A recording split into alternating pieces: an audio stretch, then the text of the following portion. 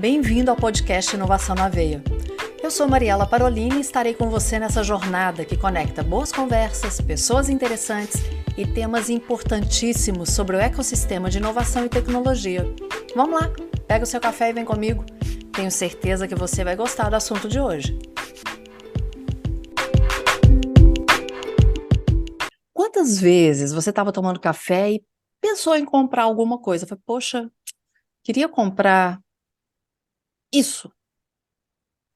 Foi lá no Google e se deparou com o Mercado Livre e acabou comprando.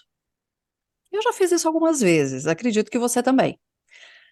Pois é, a gente vai conhecer um pouquinho dessa história. E quem está aqui para conversar com a gente é o Renato Pereira e ele vai se apresentar. Renato, obrigada por estar aqui conversando com a gente no Inovação na Veia. Por favor, fique à vontade de ser presente. Obrigado, Mariela. Muito bom estar aqui com vocês, contando um pouquinho da história do Mercado Livre, que eu fiz parte de um pedacinho até agora. Bom, eu sou o Renato, eu sou de Minas Gerais, nascido em BH também, moro em São Paulo e trabalho no Mercado Livre há 6 anos. Meu primeiro dia no Mercado Livre foi o primeiro dia de todo mundo na nova sede do Mercado Livre, que foi inaugurada em 2016, a Cidade, que foi um marco aí de um crescimento exponencial que a empresa teve nos últimos anos, né? E antes disso, eu trabalhei em muitas indústrias diferentes. Eu trabalhei na área logística, trabalhei com energia solar, trabalhei na indústria automotiva, trabalhei bastante tempo com aeronáutica. E nos últimos 10, 12 anos, eu venho trabalhando em empresas de tecnologia, seja como fundador de empresa, seja como executivo. Então, sou engenheiro, né, de formação, e acabei fazendo um mestrado em aeronáutica no ITA e depois fiz um MBA na INSEAD em 2010, em Singapura e na França. Mas os últimos 11, 12 anos que eu entrei nesse mundo de tecnologia, empresas de tecnologia relacionadas a e-commerce, à internet, né? Então, eu ajudei o Groupon bem no início, na época que tinha uma Nossa, onda de lembro. compras coletivas, estava Eu lembro. começando no Brasil. Eu era o COO, né, o diretor de operações do Groupon aqui no Brasil. Isso foi lá em 2011. E desde então eu entrei nesse mundo e não saí mais, né? Então, seja empreendendo, seja ajudando outros empreendedores e hoje no, num cargo numa empresa de tecnologia que já está mais estabelecida, né? É, É interessante você falar, você vai para o ITA e depois vai para essa área de inovação e tecnologia. É, no Mercado Livre hoje, o que que você faz? então, hoje no Mercado Livre, o meu papel está relacionado à inovação no Mercado Livre. Então, apesar de não chamar, tem áreas que se chamam inovação aberta, área Hum, de inovação. No Mercado Livre, essa área se chama desenvolvimento corporativo. Então, hoje eu cuido dessa área, que nada mais é do que trazer inovação, conectar inovação de fora do Mercado Livre com necessidades dentro do Mercado Livre. A gente faz isso de três formas. Faz através de aquisições, né? Então a gente busca empresas, está constantemente com o radar ligado para ver oportunidades de aquisição de 100% de empresas, né? Apesar do Mercado Livre fazer poucas, a gente olha muitas empresas, mas faz em uhum, média uma por ano, e olha todas as semanas mais de uma empresa. Então tem um uhum. funil bem apertado para aquisições. Essa é uma das coisas. A outra é o nosso fundo de corporate venture. Então, a gente investe em startups, né? A gente já investiu em mais de 45 startups até hoje, mas temos ativas no portfólio hoje cerca de 27. Temos para anunciar aí mais algumas ainda, mas vai ser 27, 28. É, então, essa é a Sempre, né, segunda perna de inovação, investir no capital mesmo. investindo capital. Ok. Participação minoritária em startups. Então, Uhum, diferente da primeira, né, que é para aquisição de 100%, M&As, sim. a segunda perna de inovação é investimento minoritário. Geralmente, minoritário chega a ter 2%, 5%, Ok. 5% das empresas, é uma participação pequena das empresas, que o foco é outro, né? Está próximo dessas empresas. Uhum, E a terceira perna de inovação é a perna de parcerias e novos negócios. Então, quando a gente quer criar um modelo de negócio novo com alguma empresa, que não seja simplesmente um modelo comercial de negociação de taxa para um lado ou para o outro, a gente quer criar uma forma de remunerar e de ter upside para as duas empresas, e quando são negociações mais complexas, também envolvendo várias unidades de negócio do Mercado Livre, aí é onde a nossa área entra para ajudar. Conectar muitas áreas do Mercado Livre. O Mercado Livre hoje tem uma estrutura bem complexa, então a nossa área faz esse papel também de navegar pelas diversas áreas ou pelos diversos países, né, que o Mercado Livre atua hoje, para justamente conectar com essas empresas que vão nos ajudar a acelerar a inovação, coisas que a gente demoraria talvez muito mais tempo para construir uhum. sozinhos, a gente consegue acelerar via parcerias, tá? Antes É, de falar de cada uma dessas pernas, porque, pelo que eu vi, tem umas 4 ou 5 que rapidamente eu olhei.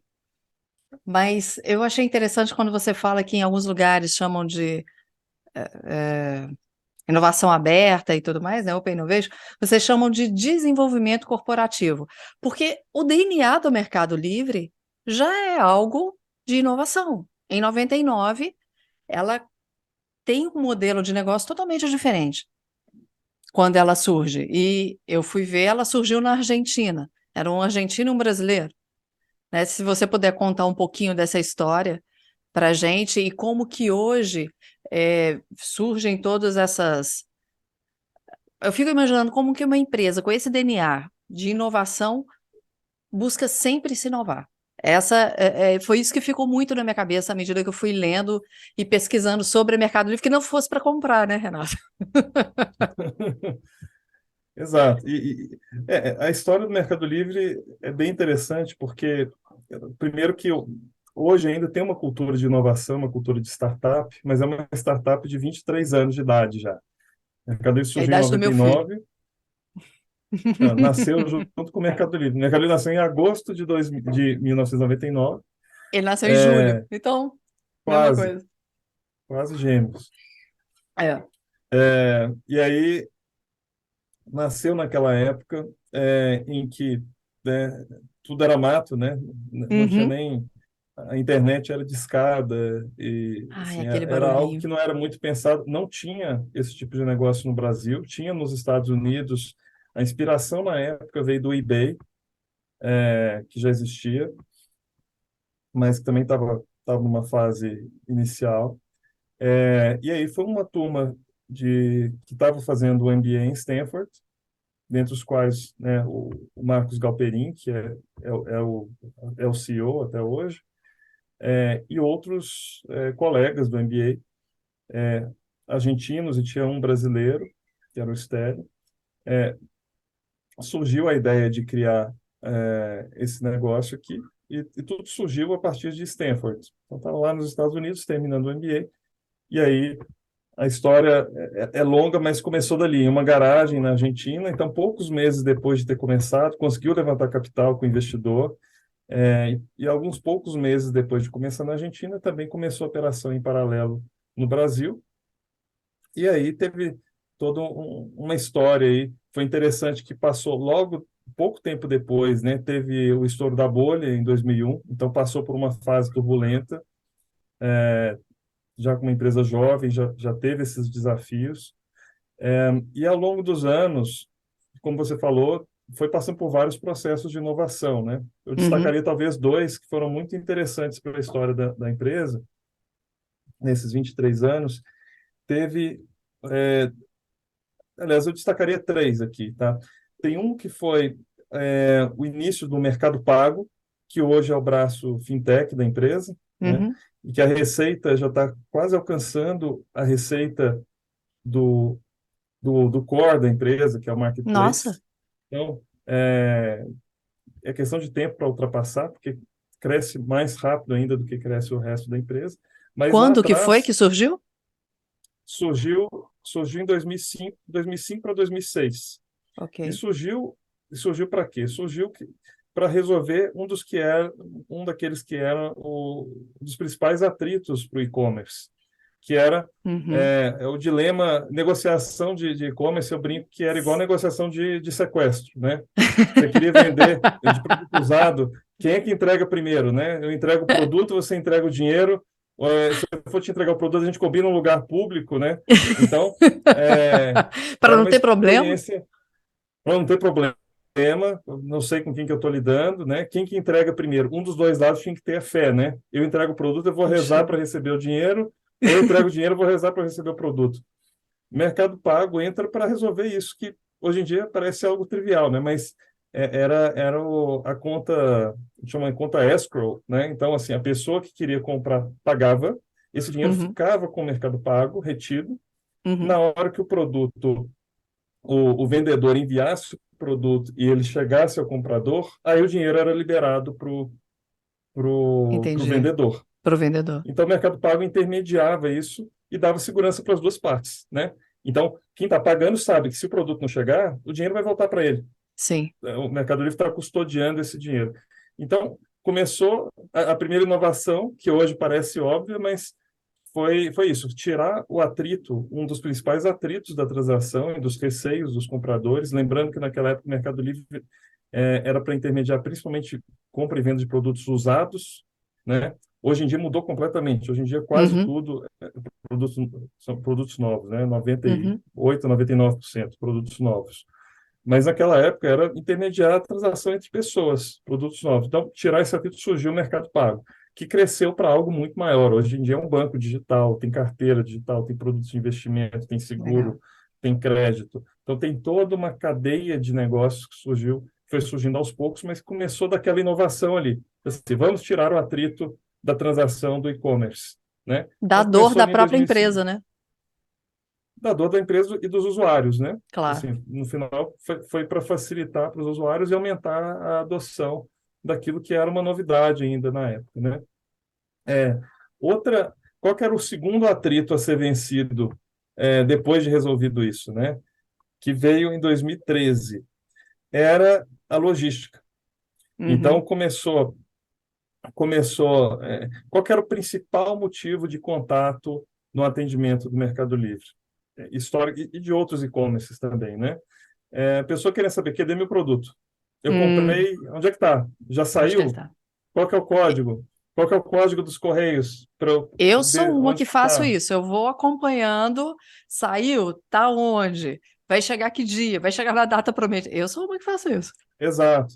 Então, qual que foi a pequena inovação que hoje virou talvez o grande diferencial competitivo do Mercado Livre na data de hoje, né? 2022 aqui, final de 2022.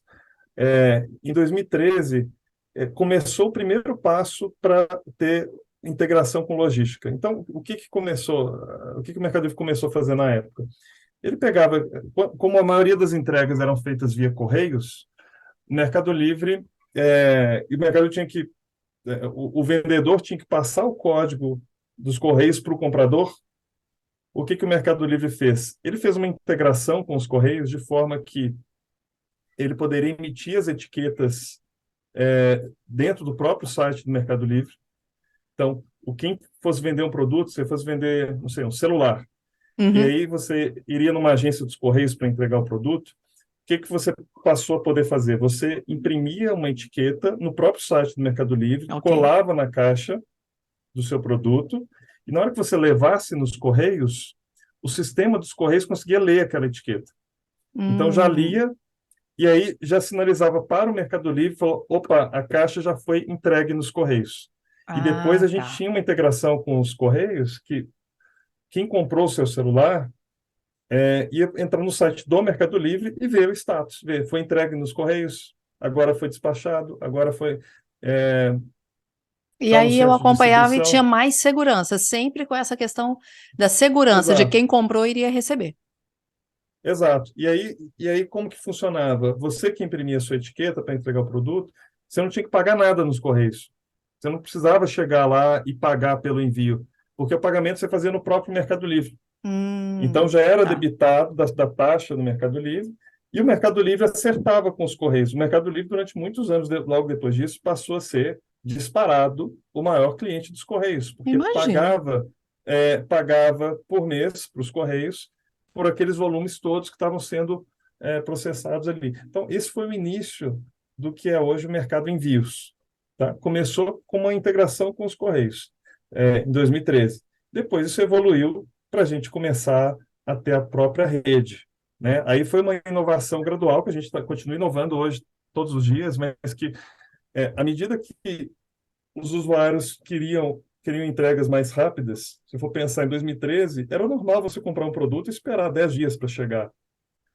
Hoje Ah, em dia, se ah. demorar mais que 3 dias, você já está preocupado porque fala, deu alguma coisa errada. Por Não isso que vai vocês chegar. arrumaram os Você já liga e aviões, fala, vou então. cancelar. Por isso que a Mercado Livre Então, agora tem o avião. é, aí, por isso que hoje tem uma rede, tem uma malha de aviões dedicados, né?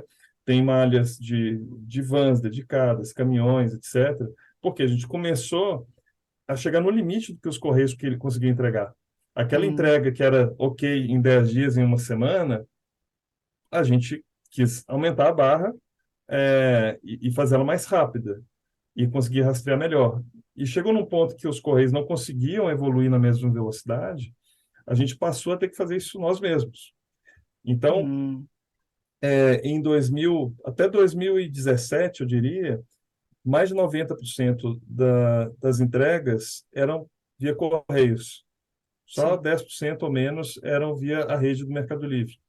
Em pouco tempo, isso se inverteu. Então, passou a ser Ó, menos de 10% Correios e mais de 90% a malha do Mercado Livre. E é por isso que hoje 80% das entregas no território brasileiro inteiro são feitas em menos de 2 dias, porque usa essa nossa rede.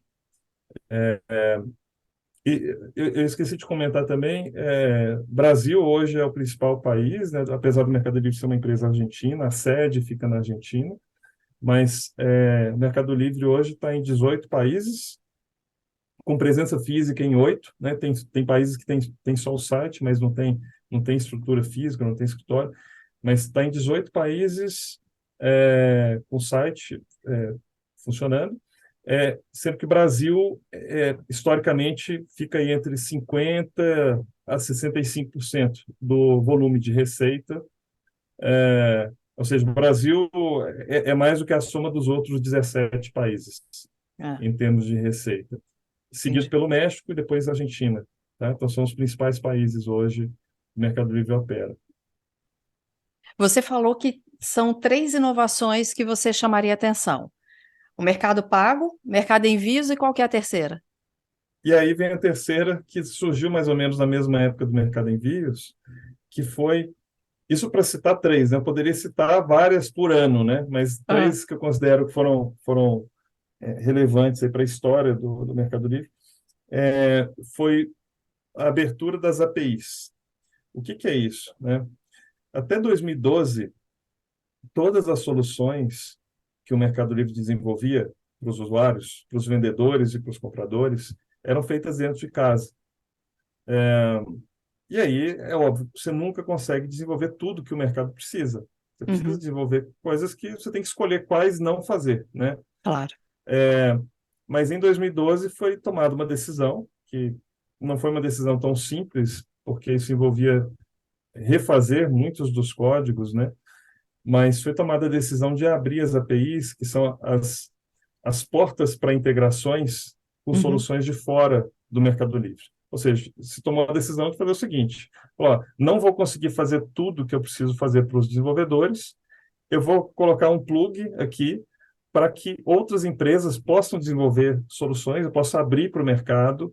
Então, foi uma espécie de inovação aberta aí, poxa, né? Antes de ter esse nome, eu vou abrir para o mercado, poder plugar no Mercado Livre e desenvolver soluções que os vendedores ou os compradores estão precisando. Exemplo, é, desenvolver painel para acompanhar vendas, com uhum, gráficos ou com desenvolver formas de poder cadastrar mais rápido o produto e subir muito produto de uma vez, ao invés de subir um por um, poder subir fotos, subir descrição de produto. Solução para emitir nota fiscal de produto, solução para poder automatizar a conversa com os clientes. Às vezes, tinha um vendedor que já estava fazendo venda de sei lá, 100, 1000 pedidos por dia, já não dava para administrar na força bruta, né, com Uhum, uhum. atendimento. Então, esse tipo de solução foram surgindo uma série de empresas desenvolvendo e vendendo, né, no mercado essas soluções para os vendedores do Mercado Livre. Isso foi possibilitado através dessa abertura das APIs lá em 2012, 2013, tá? E isso, Então, eu então, diria que foi fez uma revolução, porque eu fico imaginando como que alguém controla isso que vem de fora. Como que é esse controle? Assim, eu quero que o meu negócio cresça, mas tem alguém lá fora fazendo com que ele cresça também. e aí, é claro, aí a gente passou a ter uma área para homologar essas soluções, né, para falar, colocar um carimbo no Mercado Livre, falar, essa Ah, solução é uma solução séria, foi validada, então passou a ter um processo também para homologar,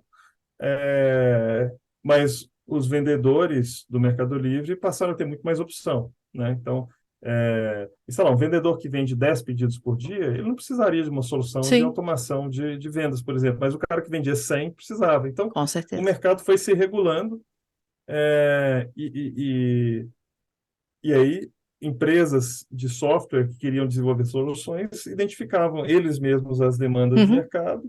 Então, era um mercado aberto, né? Cada um precificava, ajustava oferta e demanda, e aí surgiram negócios em volta do Mercado Livre, muito proporcionados bacana.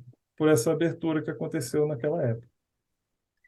Renato, a gente vai fazer uma pausa para o segundo bloco, que eu quero conhecer um pouco mais, porque eu vi que tem algumas outras, né? Tem o Mercado Livre Publicidade, shops. A gente vai conversar sobre isso e o que vem aí para frente. O que que a gente espera dessa inovação corporativa na prática da Mercado Livre? Só um instante que a gente já volta.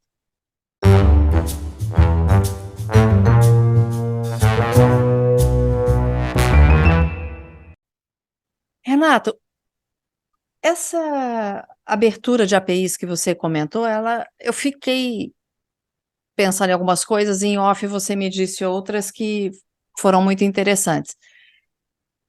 Como que a Mercado Livre se relacionou com essas empresas que acabaram entrando e auxiliando em todo esse processo dela? Uma das coisas que foi feita, teve nessa época também, na abertura das APIs, também o surgimento do que a gente chama hoje de Melly Fund, que é um fundo de corporate venture do Mercado Livre. Naquela época, esse fundo tinha o objetivo de ajudar essas empresas, pequenas empresas de software, que não tinham talvez capital para começar o negócio, era um capital inicial para aquelas empresas se levantarem. Então, era Ok. investimentos de US$ 50.000, US$ 100.000, que permitiria aquela empresa se desenvolver. Então, o fundo surgiu com esse intuito lá atrás. Lógico, nem todas as empresas que faziam soluções em torno das APIs recebiam investimentos. Eram algumas Uhum. poucas, né, que estivessem se destacando ou que estivessem criando soluções que a gente via que tinha muita demanda. Então, a gente Que investia em desse algumas delas, match mas mesmo, isso né? que desse match. Mas assim, surgiram dezenas ou centenas de soluções desde aquela época e várias até hoje, né? São negócios rentáveis para os fundadores. Mas surgiu daquela época o fundo com esse viés, que eu diria que era um viés puramente estratégico. Não se investia visando retorno financeiro nessas empresas, assim. Se viesse, ótimo, mas não era o foco naquele momento. Ao longo do tempo, não vou me estender muito aqui, mas em resumo, a gente foi mudando um pouco, mantendo algum pilar estratégico, mas menos do que era naquela época, e colocando um pilar financeiro nessas teses de investimento minoritário. O que Uhum. significa isso? Menos foco estratégico. É que as empresas que a gente investe hoje são empresas que a gente imagina criar sinergias com o Mercado Livre, são negócios que a gente imagina fazer algo juntos em algum momento, mas que não necessariamente precisam estar trabalhando com o Mercado Livre.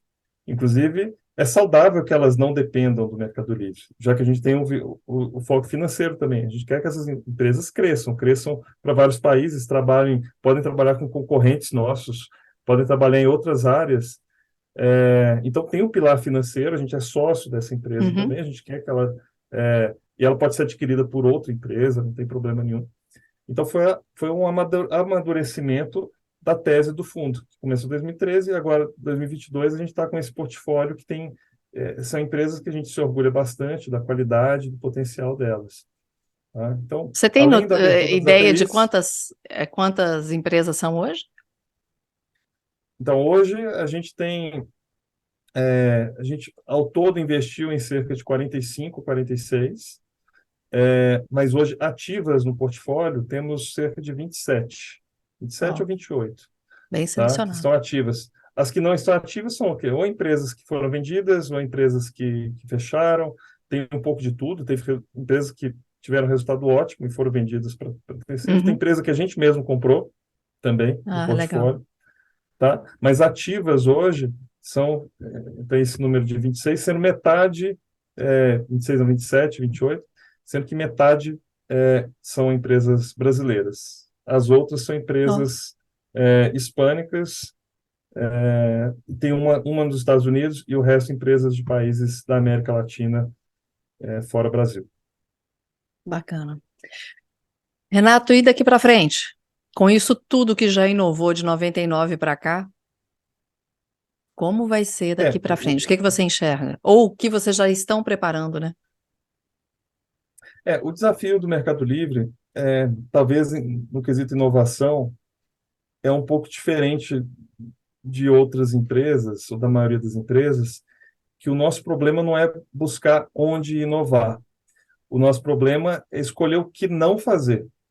Porque à medida que o negócio cresce, surgem tantas possibilidades que você tem que escolher o que não fazer. Não é, putz, como que eu faço? Né? Meu negócio estagnou, o que que eu faço? Não é o problema que a gente tem Aham, hoje, porque que legal isso. ao contrário, a gente tem muito usuário, né? Então, se eu for pensar com tudo isso que foi criado, hoje o Mercado Livre tá com mais de 80 milhões de usuários ativos, né? Todo mês. 80 milhões de pessoas que usam o Mercado Livre todos os meses. Vocês já chegaram a vendas de 1 milhão por dia, né? Não, já 1 milhão de. passou. No Brasil, Pois no é. Brasil sozinho já passou de 1 milhão de vendas por dia. É, É, tem números grandes, né? Na eu parte olho. fintech, Em a gente já está transacionando. 2017, você chegar, 2017, ou seja, há 5 anos atrás, vocês chegaram a vender 1 milhão por dia. Sim, em períodos de pico, né? Naquela época. Hoje É, em dia, 1 milhão por dia é o dia que vende pouco, vende normal. 1 milhão por dia. É, e, e é o que o efeito de rede proporciona, né? Então, qual que é o momento do Mercado Livre? Como o Mercado Livre cresceu bastante, todos os vendedores, assim, não dá para ignorar como canal de vendas. O vendedor pode até escolher não vender no Mercado Livre, por alguma razão, mas ele vai, no mínimo, ter que pensar a respeito. Pesquisar. Assim, não é um Ele vai canal, pesquisar. não é um canal que pode ser ignorado, porque os compradores estão ali. Uhum, E os compradores também, por saberem que quase todos, boa parte dos vendedores de produtos em e-commerce estão no Mercado Livre, ele não quer entrar em 10 sites para pesquisar quando ele quer sim. comprar um produto, né? Ele vai no Mercado Livre, se o preço estiver parecido, e a entrega, pô, ele já conhece a entrega, aí entra a parte logística, né? Ele tem uma entrega que ele pode confiar, que ele conhece, que ele sabe que vai ser rápida, ele tem essa segurança de poder devolver o produto se ele não gostar, se não funcionar para ele. O comprador prefere comprar ali. Então, junto ao efeito de rede, os compradores querem estar ali porque os vendedores estão, e os vendedores querem estar ali porque é onde os compradores estão. Então, criou um efeito de rede que abre muitas possibilidades, né? Então, por exemplo, se a gente abre a parte fintech que eu comentei, a gente começou a vender seguro. Mas assim, eu vou vender seguro de quê? Vou vender seguro de tudo? Não, tem que Uhum. escolher quais seguros vender que vão agregar valor para os usuários naquele momento. Renato, com tudo isso que já foi feito pela Mercado Livre, o que que vem pela frente? O que que a gente espera da Mercado Livre? Então, o Mercado Livre talvez tenha um problema um pouco diferente de boa parte das empresas, né? Ou pelo menos talvez é um problema que não tenha tanto em empresas que não são de tecnologia, é que a gente não chegou num ponto em que a gente está estagnado, precisando descobrir aonde inovar. Ou o que que eu faço agora para me reinventar? Abrem, são tantas oportunidades que vão se abrindo a partir do momento que você começa a criar o efeito de rede que a gente conseguiu hoje, que o nosso problema hoje é decidir o que não fazer. Então, tem muita Hum, coisa para fazer, a gente tem que. legal. O nosso desafio é sempre pensar o que não fazer, né? Então, pensando que a gente está com hoje mais de 80 milhões de usuários ativos todos os meses, né? Mais de 80 milhões de pessoas usando o Mercado Livre todos os meses, além dos usuários todos registrados, né? Que é uma Sim, base sim. muito maior. Mas ativos todos os meses. é, então, isso abre muitos caminhos, né? Então, só para citar alguns, né? Por exemplo, como a gente evoluiu muito na parte de fintech, começou Ok. oferecendo serviços financeiros para os usuários. Hoje em dia a gente está oferecendo crédito, começou oferecendo crédito para, desculpa, Não, sem problema. oferecendo crédito para vendedores da base do Mercado Livre e depois evoluiu para oferecer crédito para compradores também. A gente hoje vende seguro, e aí tem seguro, assim, qual seguro que eu vou vender, né? Eu poderia vender todos os tipos de seguro. Poderia vender Aham. seguro de vida, seguro de carro, seguro de saúde, é, seguro para celular. Então, assim, eu vou vender tudo? Não, eu tenho que escolher aquilo que faz mais sentido para o usuário e Claro. o que que é mais ecossistêmico também, né? O que que conecta com mais pernas do Mercado Livre. Porque com essa base de usuários, eu poderia ficar tentado a oferecer tudo, né? Eu tenho uma Uhum. base de usuários ativos, eu posso oferecer quase qualquer coisa, e não é assim. A gente quer É um mailing diferenciar dos os espaços. sonhos, né? É, e aí você deve imaginar, a gente que cuida de parcerias, a gente recebe proposta de parceria de tudo Ah, com que é tipo que certeza. você pensar. Porque quem não Imagino. quer acessar 80 milhões de usuários, né? Você está louco? Só que a gente tem que ter muito cuidado, porque se a gente passa a oferecer coisas que não fazem sentido na jornada do usuário, no site, se eu passo a ter só um canal de publicidade ou Sim. de mailing, a gente perde o engajamento do usuário. Então, a gente tem que escolher o que não fazer, né? E onde priorizar. Então, a gente tem escolhido é, algumas frentes. Então, a frente de logística a gente continua evoluindo, né? Porque é uma barreira competitiva importante. Então, tá, como você mencionou, né? Hoje a gente tem frota dedicada de aviões. Por que que a gente tem frota dedicada de aviões? Porque a gente quer levar a entrega em até 2 dias para mais lugares no Brasil, né? A gente não quer Uhum. levar só para o Sudeste, para os grandes centros. Esse aí já virou, esse está fácil já, né? Aham. É, agora eu quero entregar em 2 dias em Manaus, né? Quero entregar no Nordeste, no Norte, é, que eram regiões até pouco tempo pouco assistidas, né? Eram regiões que ainda era considerado normal esperar 7 dias ou mais para receber o E produto. hoje já Então, recebem como em qualquer parte do país. Que legal. e é onde está a inovação hoje, né? A gente levar a Sim. logística mais rápida e mais barata também. Não adianta também se entregar super rápido e ter que pagar um valor Uhum. altíssimo pelo frete. Uhum. Então, você ter muito usuário te possibilita ter ganho de escala também para conseguir encher um avião inteiro e ter avião, né? Chegar uma frota de 6 aviões dedicados cheios todos os dias, né? Então, Todos os dias? todos os dias. Então, assim, a gente está Poxa. com hoje 2 aviões dedicados indo para 6. Então, o volume de usuários e de vendas e de pacotes é o que te possibilita ter escala para fazer essas coisas, né? Então, tem inovação em logística, tem inovação em pagamentos, e mais recentemente a gente tem trabalhado em inovações em criptomoedas. Assim, a gente passou Olha. a oferecer possibilidade dos usuários comprarem e venderem algumas das principais criptomoedas que existem no mundo, né? Bitcoin, Ethereum, e stablecoin atrelado ao dólar, que também é uma reserva de valor importante. E recentemente a gente lançou uma cripto própria. Foi talvez o projeto mais Ó. inovador dos últimos anos do Mercado Livre, que foi algo único no mundo, fazer da forma que a gente fez, então de criar uma cripto própria que a gente está usando hoje como cashback. Chama Como que chama? Mercado Coin. Mercado Coin, Mercado Coin. Boa. tá? NFT E daqui a pouco vai ter também? a gente, a gente não fala antes de fazer, né? Então, assim, é uma política Se também alguém. nossa. A gente Vocês só estão fala só depois que fez. ouvindo. Tá, vocês estão só ouvindo, mas eu que estou vendo a cara dele, ele abriu um sorriso na hora que eu falei.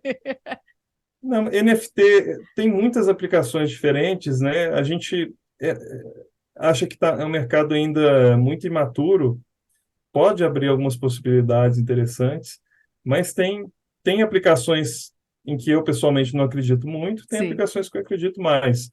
Eu tendo a acreditar mais em aplicações para NFTs de ativos reais. ok. Então, aplicações especulativas de ativos digitais, eu acho que tem muita hype e eu não sei Para onde que vai? se é algo que a gente vai. Então, a gente tem sido muito. Apesar de a gente trabalhar com inovação, né, a gente é muito pé no chão também. Então, a Claro. gente foge um pouco da hype e de modinhas de momento, se são coisas que não fazem sentido no nosso ecossistema. Então, assim, a Tá. gente. que- Né, então, assim, tem N exemplos aí. No mundo de cripto e de NFTs, tem muita coisa que a gente entende que Aham, são modas e a gente tenta fugir dessas. Mas alguma coisa nesse mundo, a gente continua claro. olhando, continua atento, né? Renato, e a gente vai poder conversar mais sobre isso lá no Corporate Venture Summit, que vai acontecer em dezembro, que eu vou te encontrar lá. E tenho certeza que o seu painel, muitas pessoas que já terão ouvido aqui o podcast, vão estar lá, bem lá, vão poder fazer outras perguntas ou enxergar de uma maneira diferenciada. Porque o que me passou o tempo inteiro sobre o mercado, porque como consumidora, ok, né? É exatamente o que você falou. Eu estou sempre ali olhando, eu pesquiso, eu nunca vendi, eu sempre consumi. Mas tem uma palavra que em vários momentos, se você não disse, ela ficou subentendida, que é a questão da credibilidade, né? Vocês sempre estão, eu não sei se a palavra é essa, fidelizando a credibilidade ou gerando cada vez mais credibilidade, seja em que lado for, né? De quem está vendendo ou de quem está comprando. Isso é muito bacana. Mas eu quero, quando você vier a BH, avisa para a gente tomar um café, comer um bom queijo e você contar mais do que vai surgir por aí. Renato, quem quiser entrar em contato com o Mercado Livre, como que faz? Ou com você, qual é a melhor maneira? Para parcerias de forma geral, né? Se é uma parceria que já está em andamento ou que você acha que tem algum fit na sua empresa, pode buscar a minha equipe, né, de desenvolvimento corporativo no Mercado Livre, ou até me encontrar no LinkedIn, né, Renato Pereira. Apesar de ser um nome comum, eu acho que no Mercado Livre hoje em dia não tem outro Renato Pereira, por enquanto. É, ou entrar no nosso site, principalmente se você for uma startup, tiver uma startup que possa ter sinergia com o Mercado Livre. A gente tem o nosso site do Meli Fund, onde tem um formulário e a gente olha todos e responde tudo que vem ali. E o site é mercadolibre.com/fund, Fund. Esse é o site do Mercado Livre, do Meli Fund, né, que é o Mercado Libre Fund, onde você pode encontrar mais informações do nosso fundo, o tipo de investimento que a gente faz, do nosso portfólio, e tem um formulário para inscrição para startups que tiverem interesse em ter o Mercado Livre como investidor. Tá? E Ótimo. deixo aí esses contatos e esses caminhos. Renato, muito obrigada. Foi um prazer te conhecer, foi um prazer conhecer mais sobre a história, tanto do Mercado Livre quanto qual a história que ela está construindo, né? É muito bacana isso. Obrigada mesmo, viu? E a gente se O prazer encontra foi em São meu. Paulo, se Deus quiser. Nos encontramos em breve. Se Deus Obrigado, quiser. Um prazerão. abraço. Para você que está Outro. acompanhando aqui esse episódio, meu muito obrigada. Lembra de seguir @podcast.inovação na veia e o meu, @café com Mariela Parolini. Estou te esperando no próximo episódio. E se você ouvir esse podcast antes do dia 1º de dezembro, te encontro na Anshan, lá em São Paulo, hein? Terceiro Corporate Venture Summit da FCJ. Um beijo E Deus te abençoe. O podcast Inovação na Veia é uma iniciativa da FCJ Venture Builder.